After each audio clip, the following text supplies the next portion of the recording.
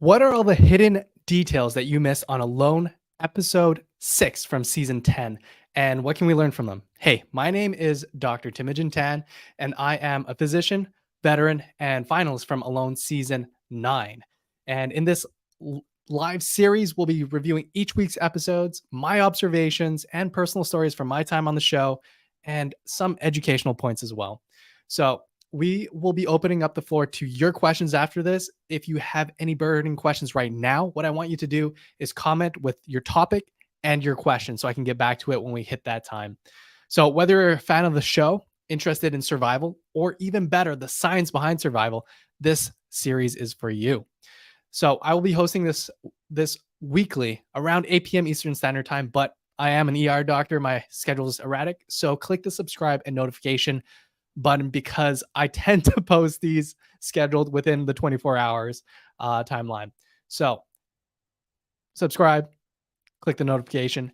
And in addition to that, if you want to know the gear that I personally use and recommend for alone and outdoor adventures, check the descriptions because I will list out everything that I brought to Alone Season 9 and all the things that I currently use right now. So some updated stuff as well. And if you want to learn more about the things that I think that you need to know, if you want to survive a medical emergency out there, or if you just want to survive for the long term, check out the links at www.survivaldoctors.com and look up for that free field guide. The version 3 is coming up at the end of the summer. So exciting stuff. Without further ado, we're going to jump right in and talk about season 10, episode 6. So we're starting off at day 24. What's up, everyone? And we start off with Taz, and this is in no order, but we are going to group them by contestants. So we see Taz last time he lost his net. Again, these guys are on these massive lakes, and the storms and the winds are very vicious out there.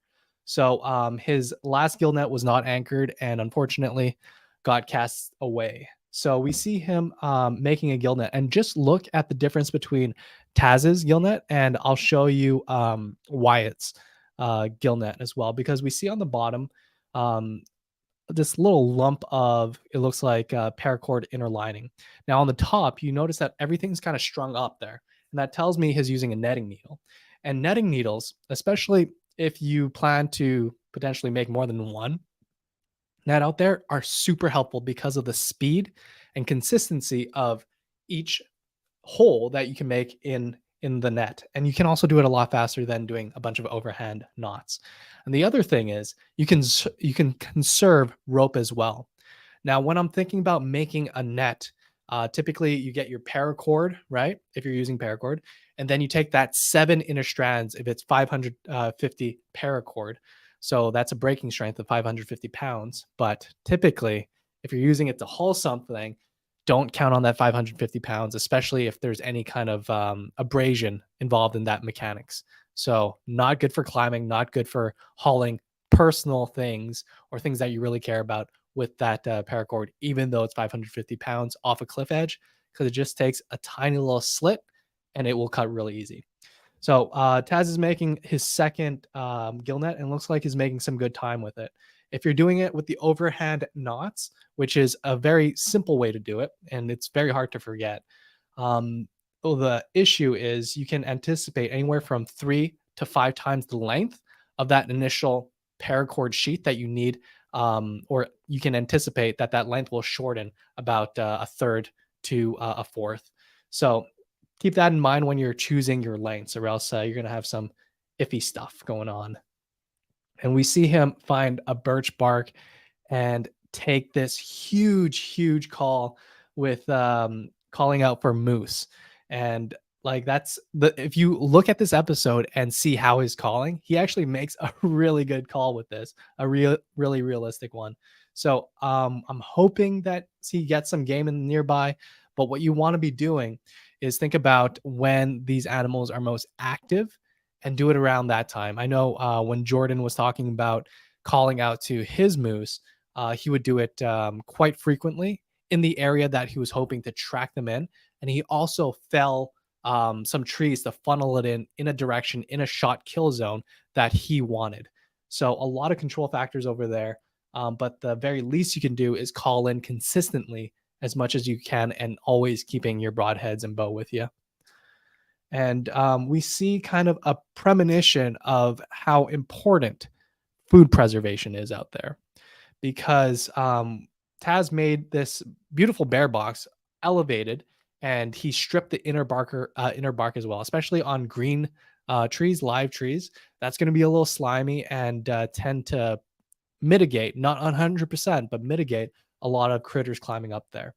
And we see, despite that, he's getting some larvae and some maggots in there.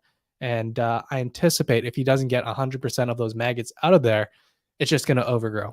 And one of the things that I'm noticing right now is his grouse over there looks like it's fairly dried out, but that fish slabs look pretty thick. So if you're drying and smoking, try to go thinner, and try to do smaller slices, because again, when we're thinking about drying out, preserving, and using the smoke as your primary preservative, if you don't have salt, you want as much surface area as possible, and you don't want anything that's connected to bone to be dried out, because typically that's harder to dry out. So if you're trying to dry something that's directly connected to bone, that's going to be harder, especially for bigger animals and more prone to bacteria buildup. So if at all, the things that have bones around it, or the meat that has bones around it, try to eat that first, in addition to the organ meats, in addition to the brains and spinal cord and all that type of stuff. And yep, they mentioned that maggots are fly larvae that, once laid, infest kind of meat with their feces and kind of overgrow fairly quickly. And again, this is above freezing temperatures. So this infestation can get really, really fast. And another thing to keep in mind is it's not only parasites, it's bacteria too at these temperatures. And one of the things that you'll kind of see if people get sick, as we saw some people who got sick earlier, is the type of bacteria. So we know there's parasites like Giardia. We know there's larvae like this. There's kind of things that you can get in tainted or sick animals. But there's also just plain old bacteria. And if you let that bacteria grow, or even if you smoke it and you don't smoke it sufficiently, or your cuts are too big, or again, you're keeping meat next to bones, one of the things that can happen is when that bacteria propagates, it can also produce toxins. Now, depending on the species of bacteria, some of those toxins are heat stable, meaning that high temperatures, aka boiling temperatures, might not kill it 100%. So you can still get food toxicity and food poisoning from that. So you really want to focus on food preservation, like Taz and some of the other contestants are, once you have that surplus.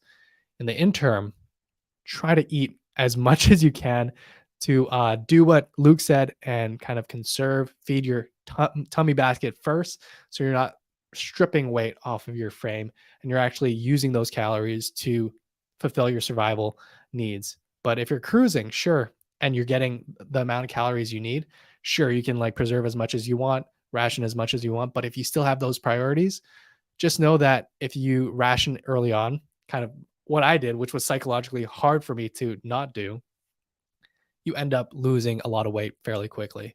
So we'll go into some of the weight loss once we see how much weight these contestants are losing. And Taz knows that he needs to get some new food, so he goes out and hunts.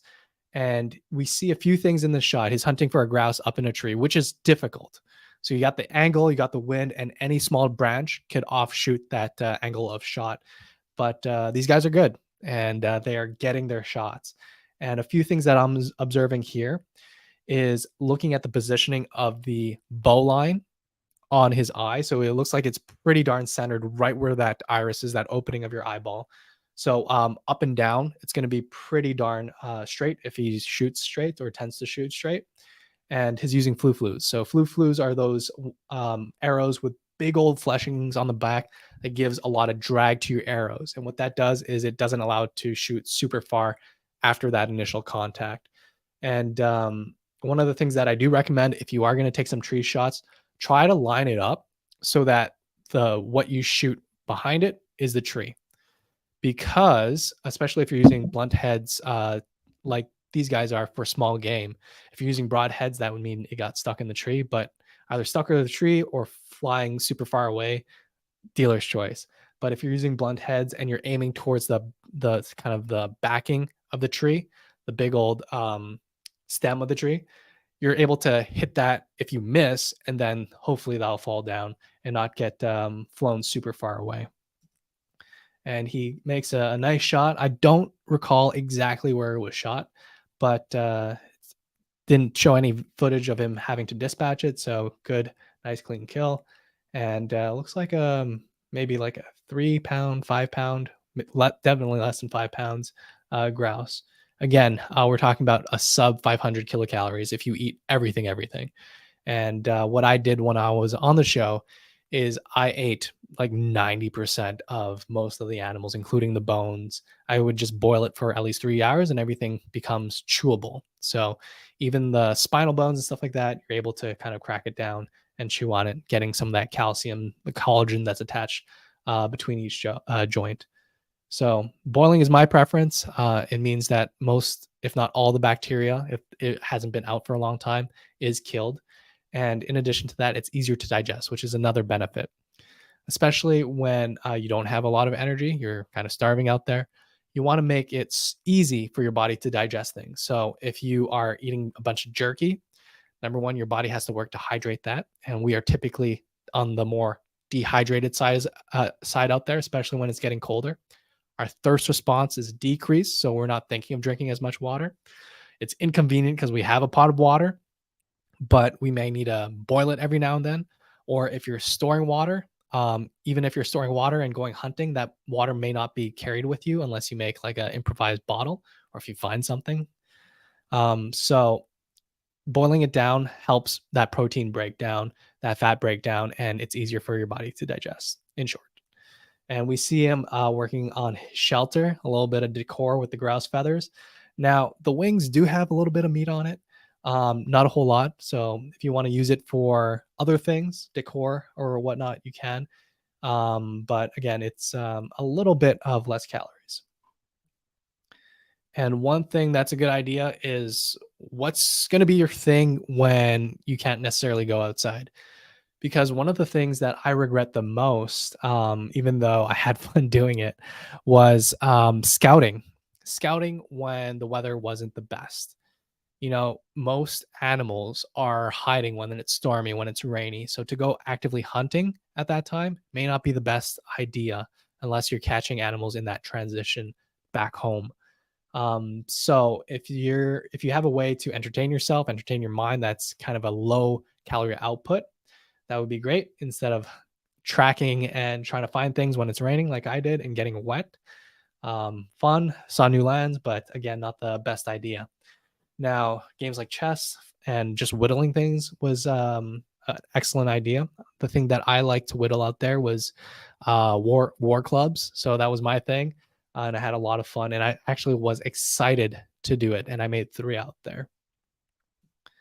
And again, we see the winds kind of ripping through, and there's some B-roll footage of trees falling down. So when you're setting up your shelter, again, a lot of these people are setting up pretty close to the shoreline. That means all that open space from the lake allows the wind to pick up. So there's nothing breaking that wind, and then it just hits that immediate transition zone from shore to forest. And if you're not 50, 100 or more meters inside or feet inside of that cover, you're getting a lot of that wind. That means a lot of that heat, wherever it is, gets pulled away very quickly. And that means trees are more likely to fall around you. So at the very least, make sure that you don't have a bunch of overhangs near your shelter so it's not smashing you in the middle of the night. So next we have Wyatt. So Wyatt has this big old fish that he gets in his net, and his noticing that the temperature is kind of going lower. And he does have a nice fishing spot. A lot of these guys have a nice fishing spots with peaks, and we talked about how peaks are kind of little extension islands that may be able to get you to deeper water because sometimes there's um, step offs from that. And structure is something that fish love. So there's likely a bunch of different structures near these boulder cliffs and step offs. So we see the second way to make a fishing net, why it's using that overhand method. And we see that his spacing, I don't think he's using a gauge. A gauge is kind of like a wood piece, about 4 fingers a width. And you kind of stick it in there to make sure that you're getting the same width throughout. But it looks like Wyatt's doing it by eyeball, which is perfectly fine. And again, what you'll notice when you're using this technique is at the bottom, when you're finishing, you'll notice like a few inches here, a few inches there that you have to clip off or use for repair. And it's much easier to conserve rope if you're using a needle, a sewing needle. Well, not a sewing needle, a netting needle, like Taz did, because you're able to use a tie for each individual piece of strand and save off on those little inches. Because when we're looking at some of these nets, they're like at least 6 foot to 9 feet to 12 feet long. So those inches add up, and then you can be wasting a lot of material that you can be using to make a backup net or even do your repairs. So something to consider. Netting needles is a little more technical. And we see over here, one thing that I really like for Wyatt's setup is how he puts that bottom guiding rope. So I'm not sure if he uses paracord for the bottom, but you see that it goes down from the middle of that tree all the way to another tree, and it keeps everything nice and organized and flexed. But at the same time, what is that? That's probably like 1.5 feet of excess on the bottom of each one. So that is a decent amount of excess that he has to clip off. And day 25, we're getting up there. Still looking pretty.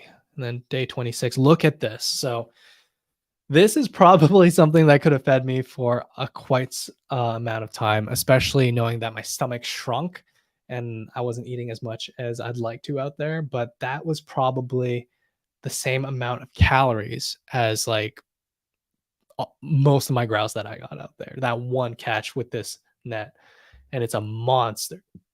And they were saying that pike are apex predators. So they're coasting along these sides, looking for where all those little minnows are and striking. So really cool that he got something that huge. And the show estimates 10,000 kilocalories.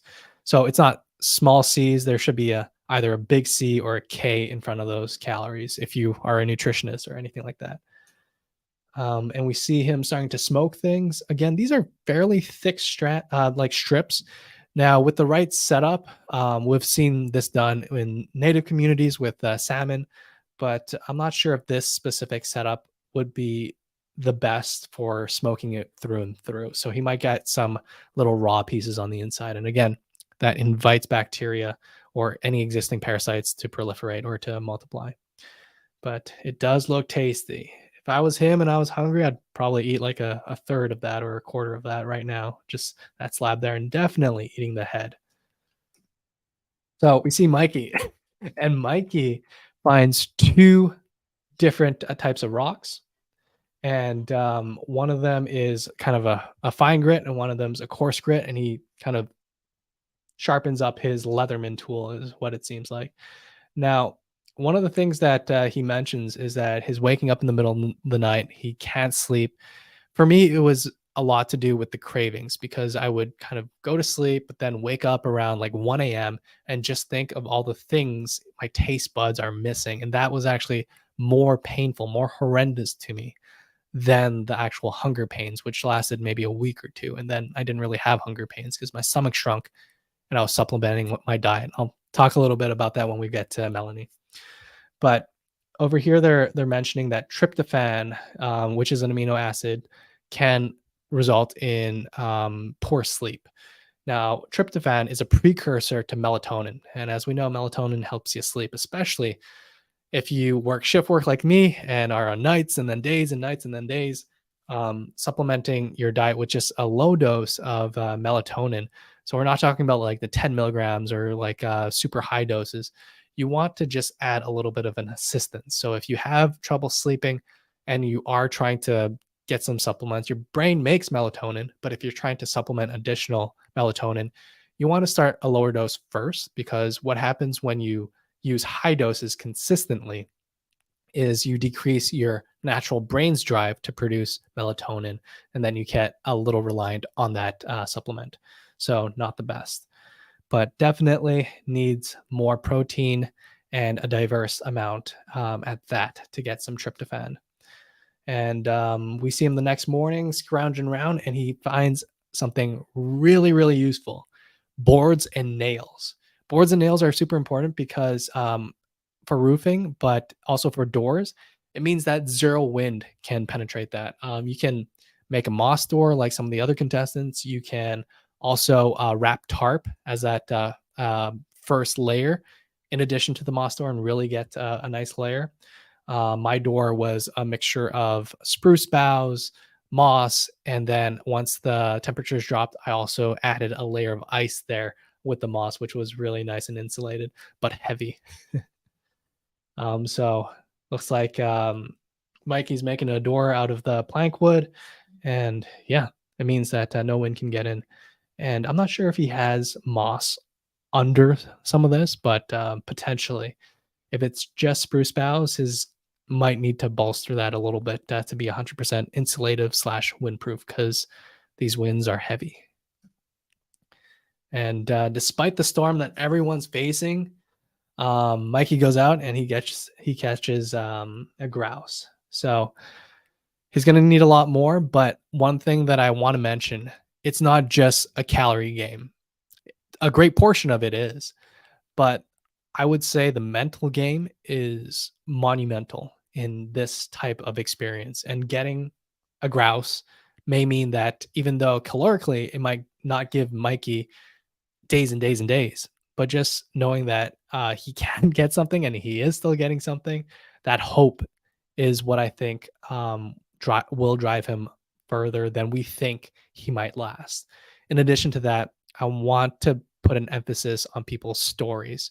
Some people are saying people should get like psyche evals and people are not emotionally stable to go on this show, but they're filming literally 20, like almost 24 hours a day. So whatever kind of frustrations they have, whatever kind of breakdowns they have, that's just part of being human.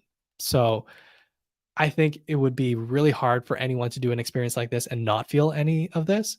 And even like they're willing to record this because again, they're trying to be as genuine as possible. And that's one of the beauties of Alone is how genuine these journeys are. So one other thing that we see Mikey do is make ink. He finds a little bit of glass and he makes himself a little ink glass, which is awesome because one of the things that I wish I had was just a pen and a piece of paper because you're there sleeping, resting most of the time, and you come up with some wild ideas. And I was using charcoal to write, but it's like a super fat chalk writing implement. So the fact that he made something that he was able to write a letter with is pretty cool because then that activity not only is a low caloric activity, but it also allows him to connect. And we talked about, if you haven't seen the other episodes, check out some of the earlier episodes where we talk about connection and how that boosts your survival out there or boosts your ability to stay as long as possible. So if he kind of makes that kind of notion in his brain where he is able to communicate with his loved one, Hazel, I believe. Yep, Hazel. Then I think psychologically he's gonna be strong. So if food doesn't get him, I think Mikey has the attitude, the spirit, and also the reason to stay longer than maybe some of the others psychologically.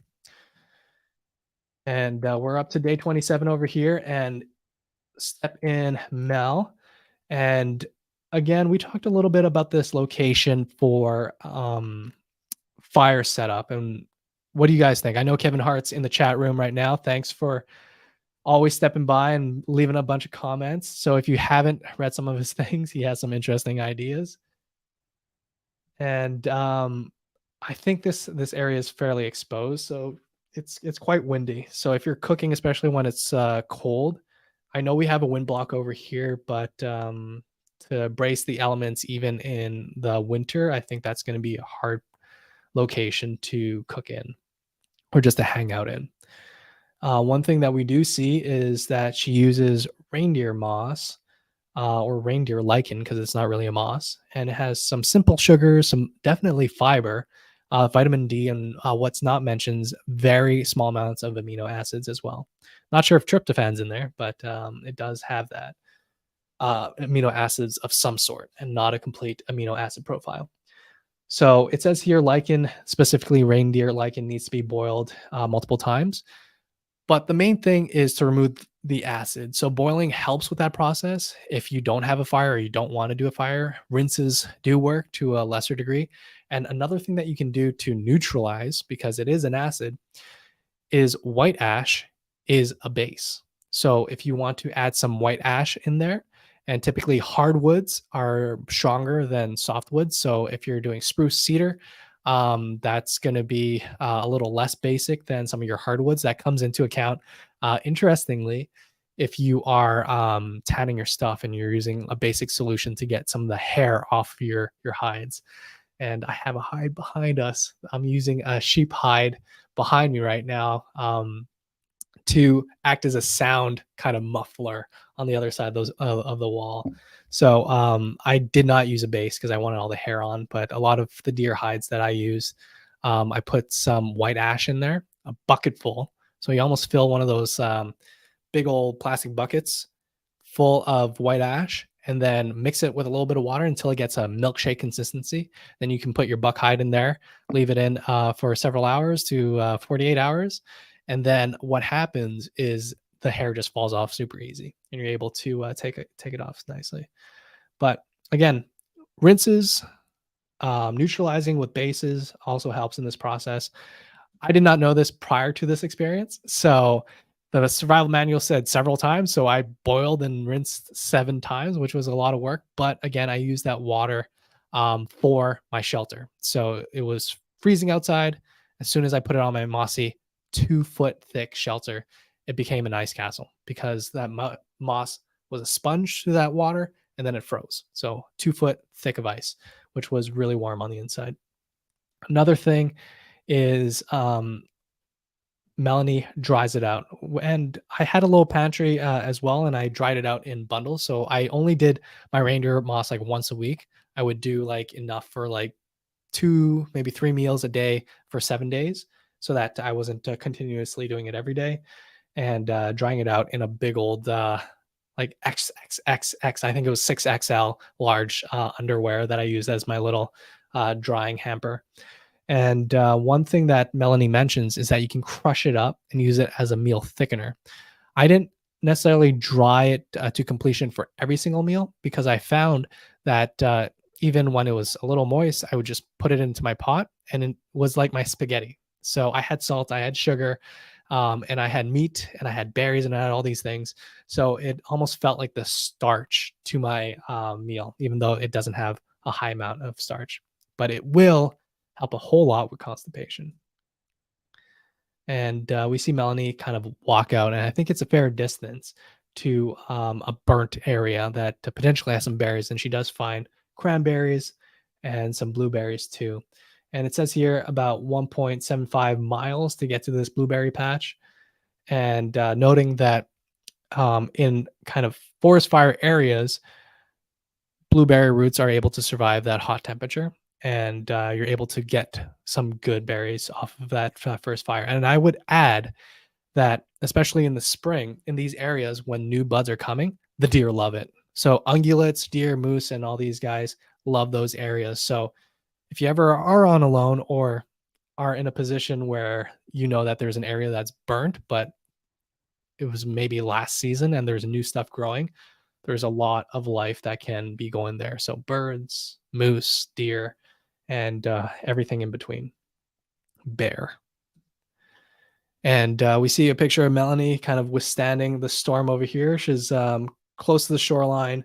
And again, one of the things that's kind of works in against everyone's favor is how wet they can get and how hard the winds are blowing near their shelter. So if they're wet and it's super windy, they can get cold really fast. So hypothermia is a huge risk.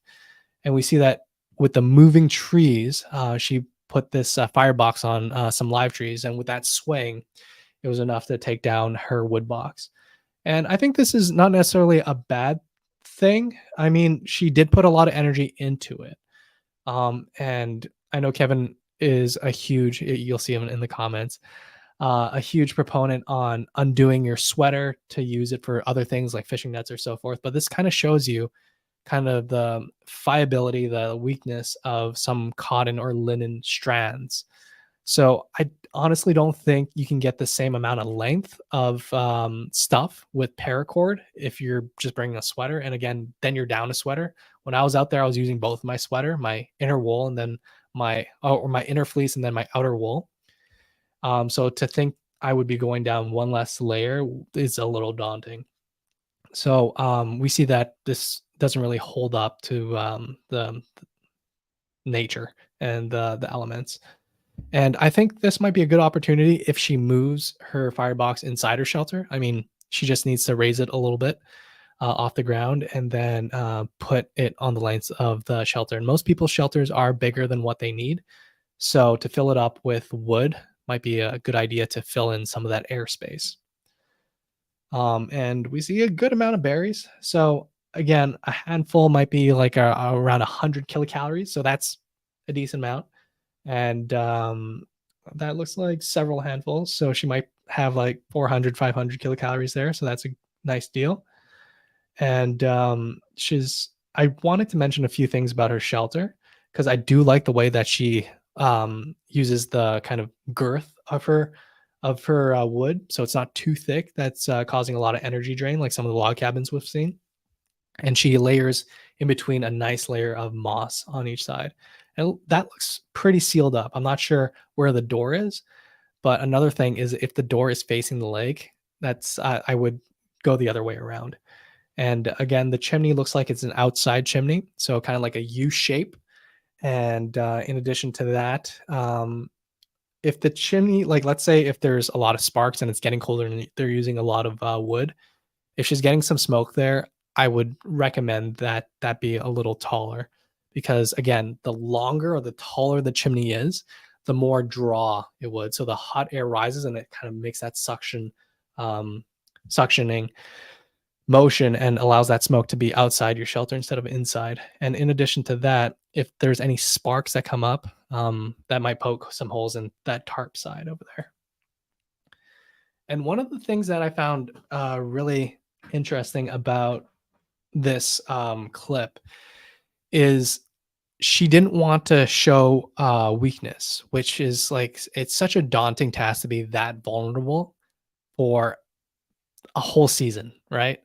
And especially when in the past some people were painted in different lights because of lapses and kind of just like regular emotional breakdowns because you're hungry, you're tired, and you miss maybe your significant other. So Mel takes out a SIM card and tries to keep it a secret and just gives these messages to her partner, which I think as a psychological thing where you're able to vent and talk to them, so you're actually feeling that communication to some degree is a good thing. But I think it's very real that she says that she just doesn't want to be painted as a weak person. And I don't think she is by any means. You know, I think going in, she had a lot of knowledge. She has done a lot of things on the foraging side, and her shelter is pretty darn nice too. So last we have Alan, and Alan. It's really cool how successful Alan is with handline fishing. You know, we see some people building these kick-ass fishing rods, which are amazing. But again, if you have enough weight on it and you're just using that torque and that momentum of just whipping around your line and sending it, he's getting like 15, 20 feet off of that handrail. So not a bad go. And I'm not sure if yo-yo fishing kind of reels are illegal on the season because I didn't see it, but check out the reels used on season 8 because those are really good for hand lines. They're made to be thrown. Um, so I don't see any on this season, but a really good option because again, you're not whittling down or spending any time making a fishing rod. You're putting your hook, putting your weight, putting your lure, and then going. But Alan's been super successful with this, and we see him get some fish and is eating all the organs first, which is a good idea. which includes the gallbladder, which doesn't taste so good. So bile, which is in the gallbladder, um, is something that helps digest fats. What it does is it kind of works like soap. It kind of puts these little fat particles in your digestive tracts into smaller bite-sized areas that have large surface area, and you're able to use your lipase and your enzymes to digest that easier. I wouldn't say it's super toxic at that quantity, but it sure doesn't taste good. And with all the success that Alan's getting, he builds a smoker, and he's just like so good at making these little wiki ups. And just looking at the size of this and the amount of moss is using, like this could be a secondary shelter. Which emergency shelters, if your shelter catches on fire, is a pretty good idea. I like the thought from season 8. There was a contestant there that did a lot of primitive living instruction. And what he did, he had a sleeping quarter and a hangout quarter. And his sleeping quarter was basically a debris shelter, which I really like that idea. If I were to do it again, I would probably do a hybrid of something like that. Maybe just enough height to put my camera box under there, and then just insulate it with a very small area around myself. So like maybe a foot and a half, 2 feet of overhang, and then you kind of snuggle in there, and then a separate area to cook and to smoke. And look at that. That's beautiful. And we see kind of the finishing touches. He has this drying rack up there, which at the end of my season, the big scare for me, I've never encountered any large game or predators, bears, and I was scared of cooking inside my shelter. So I had a cooking spot about 150 to 200 meters away, that was downwind from my shelter. But towards the end, I just set up a drying rack and a smoker inside my shelter to smoke all the things that I caught that was in excess.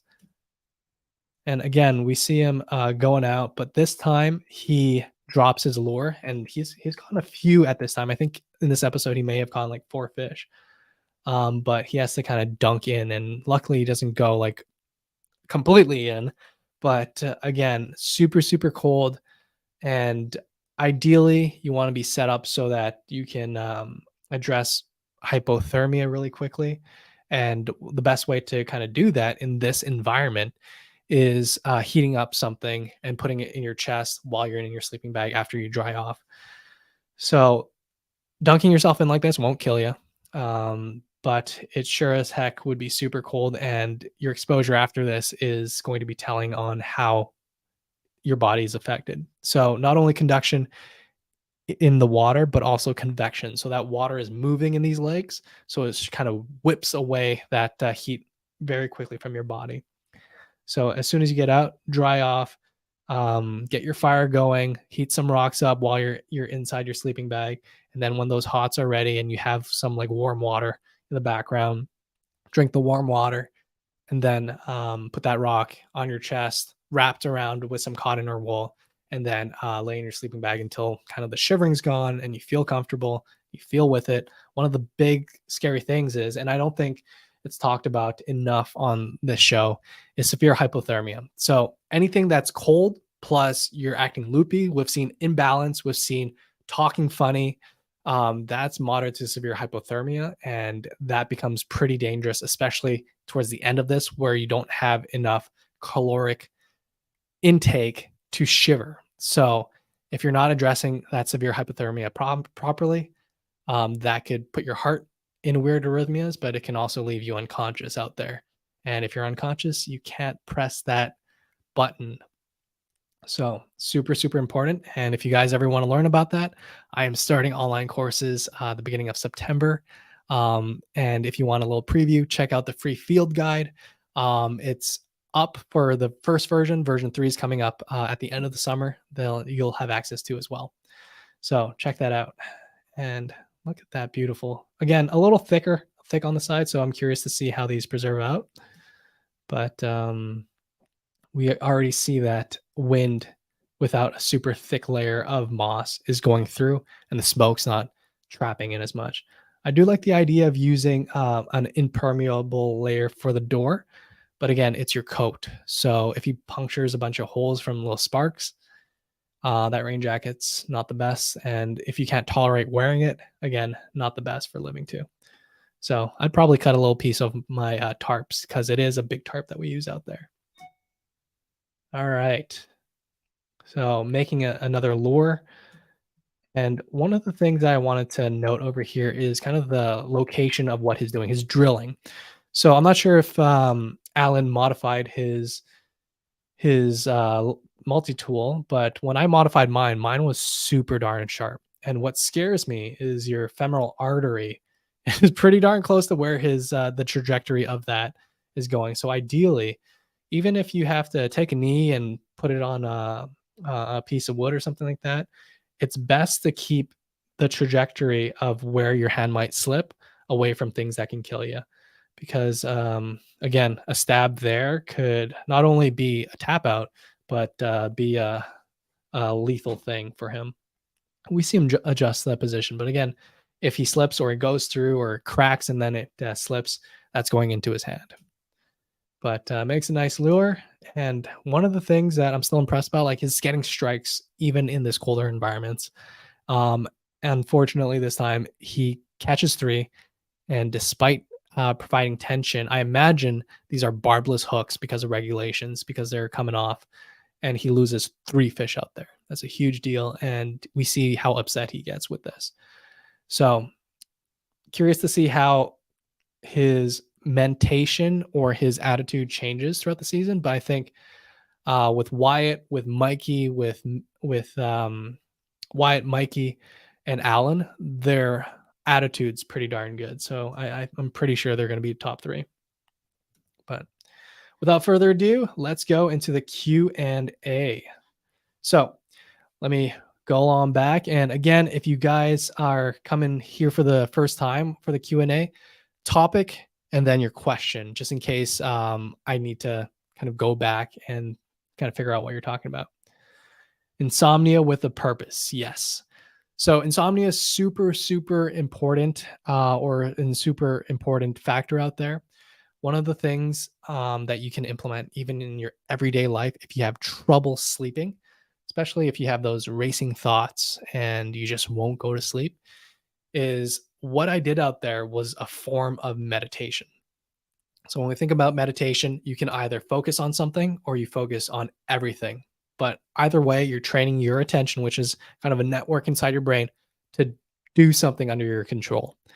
And what I did out there was a combination of breathing exercise, which was great for the short term, but for the long term, I did a lot of visualization exercises. So visualizing things that made me happy. So my significant other, what our future kids would look like, what our future kids' playroom would look like, what it would smell like, and going through all those senses and almost making a little movie inside your head. And every night it would be like a different episode.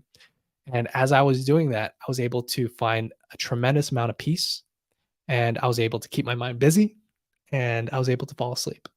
So that was the one thing that enabled me to overcome my craving pains out there. So I recommend that to everyone out there, even if you're not on alone, just having some sleep difficulties. And if you're having shift works, melatonin helps too, but start with 3 milligrams. All right, what else we got?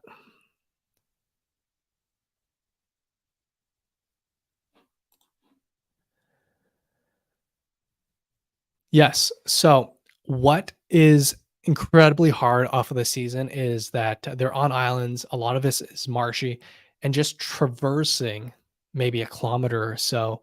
And if your foot is sinking in the bogs and the marshes, that's a lot of work. Think about snowshoeing or lack of snowshoes, walking into like 2 foot deep snow. It's going to require a lot of calories. So I'm not sure if he developed a track which was fruitful for him, or if Taz is going to look for other areas to hunt in. But it is an energy intense thing. Uh, okay, Kevin adding his 2 cents. Awesome.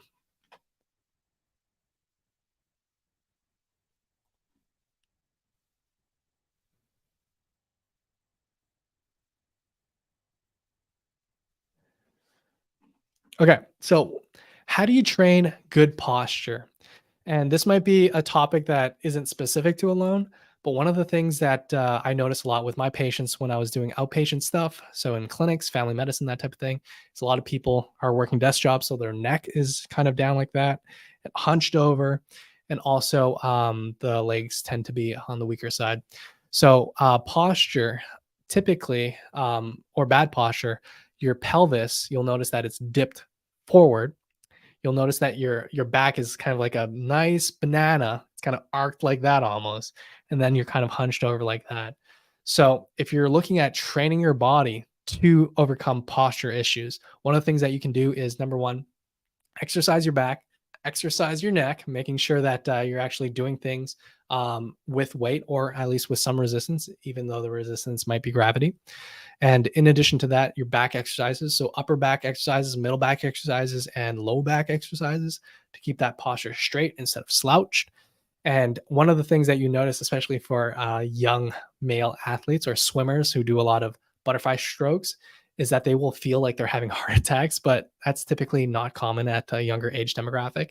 Sometimes your brachial plexus, your nerve bundle, gets trapped because your pecs are a lot more overdeveloped than your back, and I would say the majority of young men are the case. So if that's your problem, number one, you can also work on back a little more than you work on chest. And another thing that you can do if you're having that discomfort, lift up on the armpits or have your buddy lift up on the armpits behind you. So they're standing over here, lifting your armpits up like that. And that stretches out the pecs and that relieves that discomfort almost immediately. So you just want to hang on until you feel that muscle stretch and soften. In addition to that, when you're looking at your abs, if your pelvis is tilt forward, which kind of arcs your back like that, you want to strengthen your core and your psoas muscles. So look up PSOAS exercises or leg exercises to help bring that in addition to your ab and core exercises, bring that pelvis more neutral. And you'll find some better posture with that too. But I can talk about that for days because I am an osteopathic physician as well. So if you have questions about that, I am so excited to share those types of stuff with you too.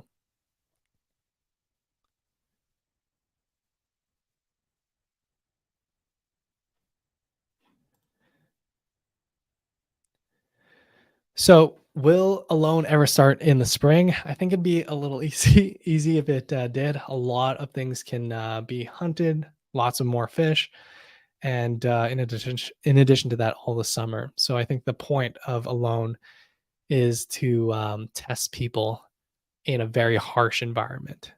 But yeah, that would be nice. It would be a lot more food, and people would last a lot longer, and production would have to pay for that.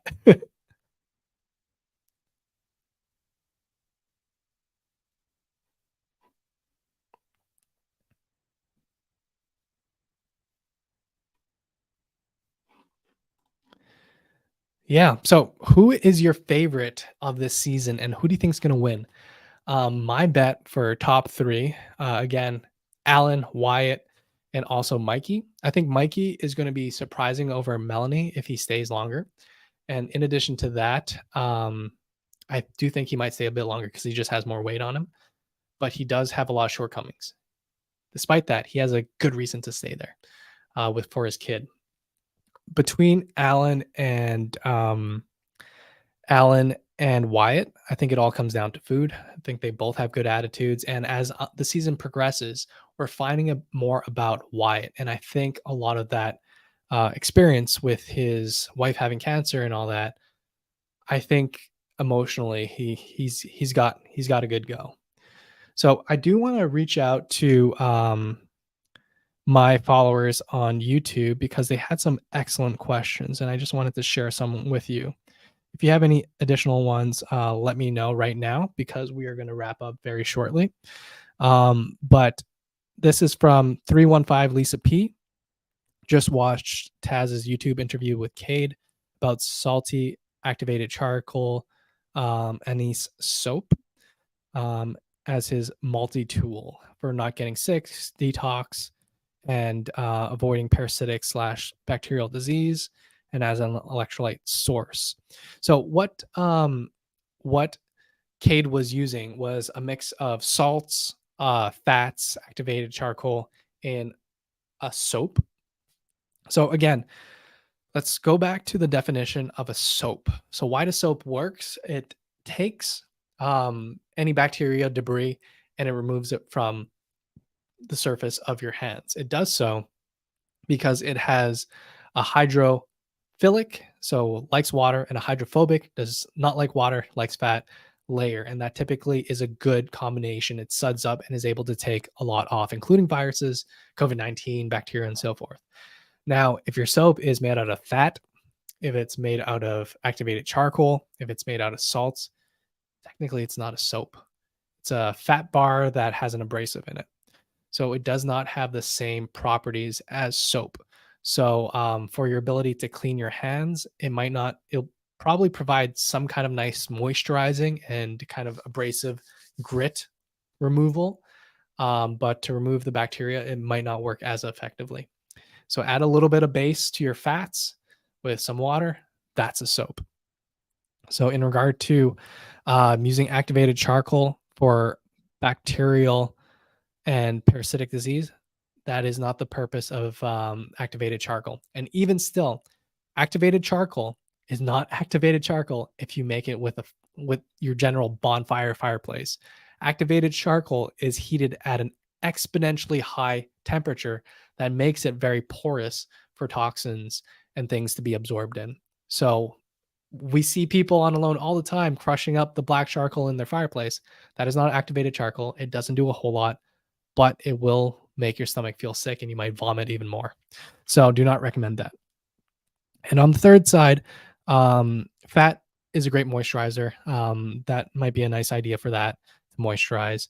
And we see him drinking this boiled and wash water, which if there's fats, if there's salts in it, sure. And if it's boiled, less likely bacteria, viruses and so forth. So he would be able to eat and drink all of that. That's I'm not going to say anything negatively about that.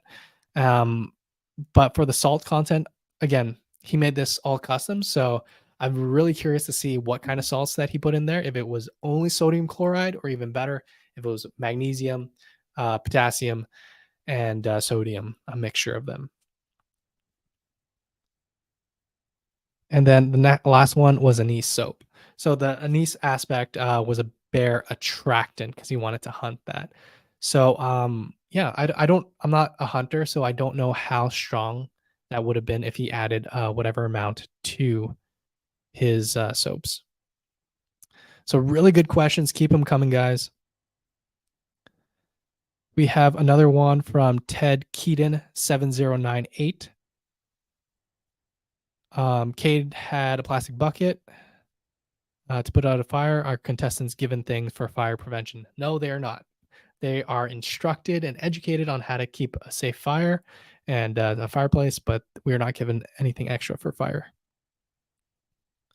Okay, here's a good one. Linda Jones 9672.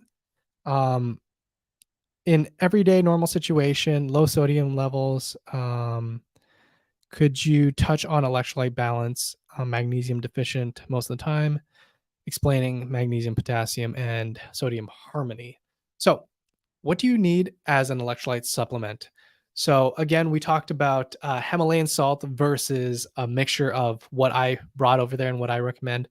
So, a combination of magnesium, potassium, and sodium, specifically focusing on magnesium, potassium, and hint, hint, a little bit of calcium as well, but you don't necessarily need to add calcium if you have a calcium source, aka bones. So, I would say in order of volume or mass, you would want sodium, potassium, then a little bit of magnesium, and then calcium you can get from bones. But the how sodium and potassium works, it's almost like each cell layer has an exchanger. So sometimes sodium comes in, potassium goes out. Sometimes potassium comes in, sodium goes out. So those are kind of almost opposing electrolytes. But the key thing that you want to know, because typically when I'm supplementing things, yeah, you can supplement with sodium chloride in your IV. But the things that we are concerned about for heart, even though sodium is important, is also potassium and magnesium. So the reason why low magnesium is so important is because magnesium is typically needed for effective transport of potassium inside cells. So let's say if you have a low potassium, like Biko had on season 8, and your heart's doing all these weird things that can kill you in seconds. If I supplement you with IV potassium, with oral potassium, and your potassium still isn't rising, it's because probably your magnesium's low too. So typically for low potassium, in the hospital, I would check for magnesium as well, and then supplement that too. And when we think about the absorption of different types of potassium, because potassium is an ion that needs to be attached to an anion, so a positive and a negative. When we look at different foods like bananas that are known to have potassiums, also consider the digestibility of things, and how that actually goes into your bloodstream, because that's where it needs to be, bloodstream and then between cells.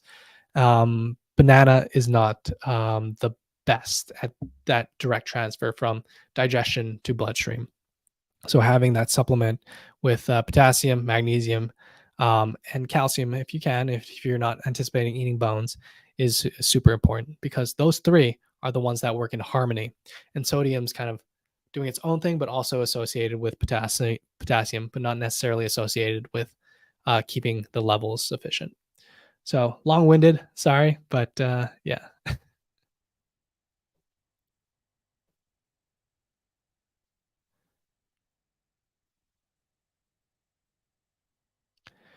Okay. So are all the sites made equal?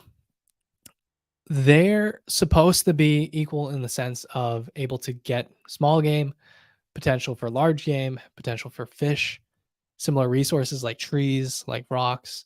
But it's, I wouldn't say necessarily 100% equal all the time, but at the same time, you gotta adapt. You got to improvise, and you don't know what the other guy got. So as long as you're happy with what you're doing out there, that's enough. Especially for me, I thought I was like bottom, maybe middle. But even still, I was just happy doing what I was doing out there.